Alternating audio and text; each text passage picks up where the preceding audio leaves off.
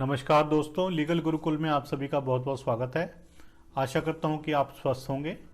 दोस्तों, आज के इस वीडियो में हम जानेंगे कि जो केसेस म्यूचुअल कंसेंट के बेसिस पर डलते हैं डाइवोर्स के, यदि उसमें कोई भी पार्टी यानी कि चाहे हस्बैंड या वाइफ, क्या वो अपनी कंसेंट को रिवोक कर सकते हैं? क्या उन्होंने जो सहमति दी है डाइवोर्स के लिए, म्यूचुअल डाइवोर्स के लिए, क्या उससे वो अपनी सहमति को वापस ले सकते हैं? तो आज के इस वीडियो में हम यही डिस्कस करेंगे कि क्या म्यूचुअल डाइवोर्स के केसेस में पार्टीज अपनी कंसेंट को रिवोक कर सकती हैं या नहीं कर सकती हैं। देखिए, शुरू करने से पहले मैं आपको बता दूं कि डाइवोर्स लेने के मेजरली दो तरीके होते हैं। एक तो होता है कंटेस्टेड डाइवोर्स, जिसमें कि हस्बैंड या वाइफ अपने स्पाउस के ऊपर एलिगेशंस लगाते हैं डाइवोर्स के लिए जब डालते हैं तो केस, और दूसरी पार्टी जो स्पाउस है वो उन एलिगेशंस को डिफेंड करते हैं और कोर्ट उसको डिसाइड करता है कि डाइवोर्स देना चाहिए कि नहीं देना चाहिए। इसमें कहीं भी दोनों की सहमति नहीं होती है डाइवोर्स के लिए। एक पार्टी लेना चाहती है डाइवोर्स और दूसरी पार्टी नहीं लेना चाहती है डाइवोर्स।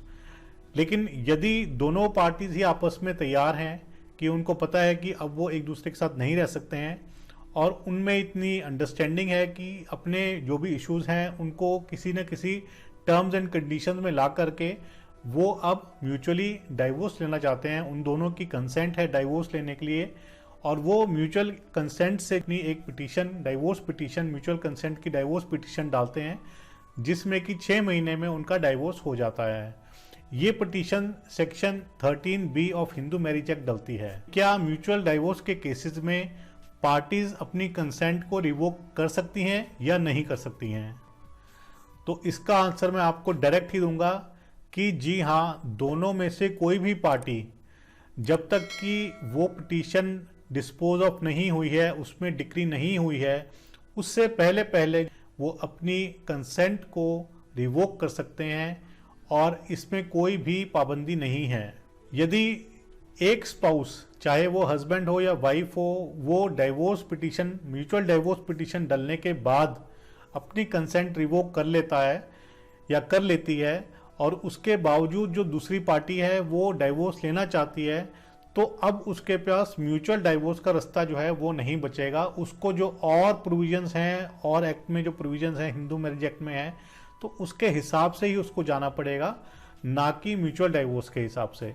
देखिए, जो म्यूचुअल कंसेंट से डाइवोर्स होते हैं या डाइवोर्स कोर्ट देती है, उसका कुछ ऑब्जेक्ट है उस प्रोविजन का। उस प्रोविजन का ऑब्जेक्ट ये है कि कोर्ट्स एक एडिशनल स्पीडी रेमेडी देना चाहती हैं, जहां ये लगे कि हस्बैंड एंड वाइफ अपनी मैरिज को म्यूचुअली डिसॉल्व करना चाहते हैं, अपनी सहमति से।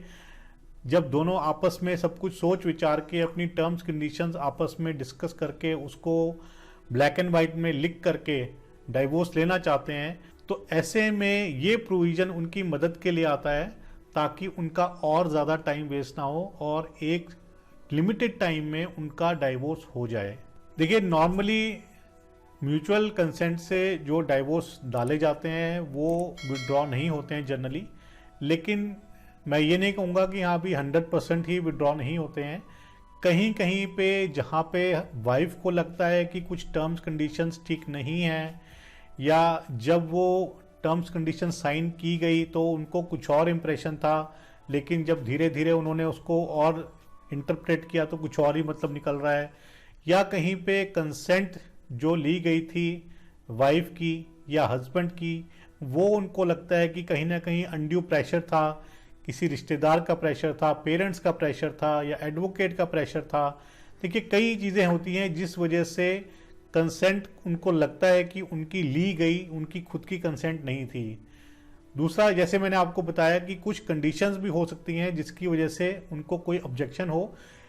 ये ज़रूरी नहीं है कि वो अपनी कंसेंट विड्रॉ ही करेंगे। अगर ऐसी चीज़ होगी, हो सकता है कि वो during the period of 6 months, जो उनको 6 महीने मिलते हैं, उसमें वो कोर्ट की हेल्प से या एडवोकेट्स की हेल्प से या एक दूसरे की हेल्प से अपनी जो भी उनकी क्वेरीज हैं उसको सॉल्व भी कर सकते हैं, और साथ की साथ जो है अगर डाइवोर्स होता है तो उससे पहले उसको सॉल्व करके म्यूचुअल डाइवोर्स ले लें। अगर वो चीज़ें सॉल्व नहीं होती हैं तो बट नेचुरल है कि जो भी पार्टी, जिसको भी कुछ ग्रजेस होंगी या जिसको लगेगा कि उसके साथ गलत हो रहा है, तो वो अपनी कंसेंट रिवोक कर लेगा और ऐसे में दूसरी पार्टी कुछ भी नहीं कर पाएगी, सिर्फ वहाँ पे खड़ी रहेगी। क्योंकि डाइवोर्स, म्यूचुअल डाइवोर्स की पिटीशन दोनों ही पार्टीज, हस्बैंड और वाइफ इकट्ठे मिलकर डालते हैं, दोनों के साइन होते हैं, जॉइंट पिटीशन डलती है। और उसका टाइटल भी मैं आपको बता दूं, उसमें अगर हम ए और बी लेके चलें तो ए वर्सेस बी नहीं होता, उसमें ए एंड बी होता है। एंड इसीलिए है क्योंकि वो म्यूचुअल पिटीशन है। तो ऐसे में यदि एक पार्टी डेट पे नहीं पहुंचेगी तो दूसरी पार्टी कुछ भी नहीं कर सकती है। कोर्ट उसको पूछेगी कि आपकी दूसरी पार्टी कहाँ पे है, उसको बुलाइए। यदि आप बुला सकते हैं किसी तरह से तो आप बुलाइए, यदि वो आपके बुलाने पर भी नहीं आते हैं तो आप कुछ नहीं कर सकते हैं। ये आप रिक्वेस्ट जरूर कर सकते हैं कोर्ट से कि कोर्ट जो है नोटिस कर दे उनको एक बारी। अगर एडवोकेट भी नहीं आ रहा है, अगर एडवोकेट आ रहा है फिर तो ठीक है, अगर एडवोकेट भी नहीं आ रहा है तो कोर्ट कई बारी जो है अपनी पावर्स को इस्तेमाल करके कोर्ट नोटिस कर देती है, लेकिन कोई ज़रूरी नहीं है। वो उनकी अपनी पावर है, जो वो यूज़ करें या ना करें ये उनके ऊपर होता है। तो ऐसे में यदि पार्टी नहीं आएगी तो आपको अपना केस या तो विड्रॉ करना पड़ेगा या फिर वो उसको डिसमिस कर देंगे। अपनी कंसेंट को रिवोक करने का एक रीज़न और भी हो सकता है, क्योंकि जो टाइम कोर्ट ने दिया है 6 महीने का, तो उसमें किसी पार्टी को, हस्बैंड या वाइफ को ये लगता है कि अब वो दोबारा से पैचअप करना चाहते हैं या कर सकते हैं, या कुछ ऐसी उनकी कुछ कंडीशंस या सिचुएशंस बन रही हैं। तो ऐसे में एक पार्टी को लगता है कि नहीं वो दोबारा से साथ रहना चाहते हैं, जबकि दूसरी पार्टी को नहीं लगता है। तो जिस पार्टी को ये लग रहा होगा कि हम दोबारा साथ रह सकते हैं तो वो हो सकता है कि अपनी कंसेंट विड्रॉ कर ले। ऐसा ही कुछ हेल्ड किया गया था। एक साइटेशन बता रहा हूं मैं आपको, NG रामा प्रसाद वर्सेस BC वनामला, जिसमें कि ये हेल्ड किया गया कि जहाँ पे दोनों पार्टीज, जहाँ पे म्यूचुअल कंसेंट का डाइवोर्स पिटीशन है, जहाँ पे उनमें से एक पार्टी नहीं आ रही है, उसने अपना कंसेंट विड्रॉ कर दिया है, रिफ्यूज़ कर दिया है ज्वाइन करने के लिए, तो ऐसे केसेस में म्यूचुअल डाइवोर्स की डिक्री पास नहीं हो सकती है।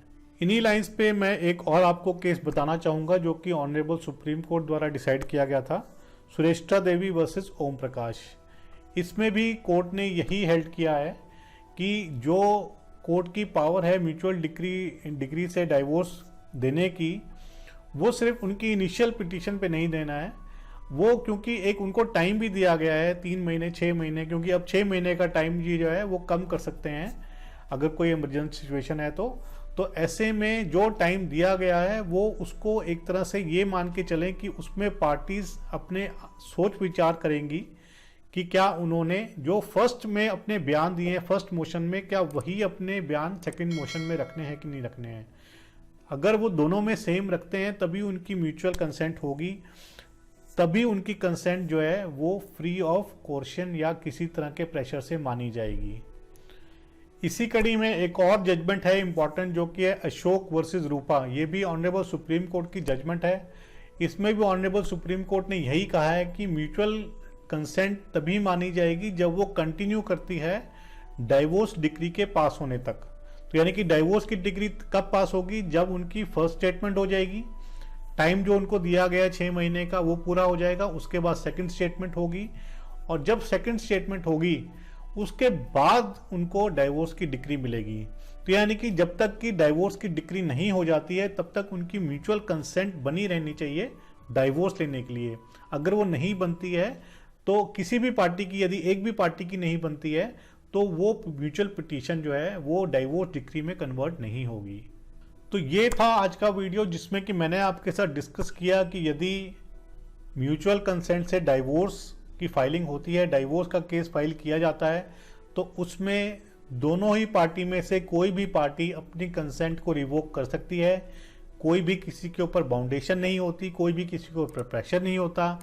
जब तक कि म्यूचुअल कंसेंट से फर्स्ट मोशन की स्टेटमेंट और सेकंड मोशन की स्टेटमेंट नहीं हो जाती तब तक डाइवोर्स की डिक्री पास नहीं होगी।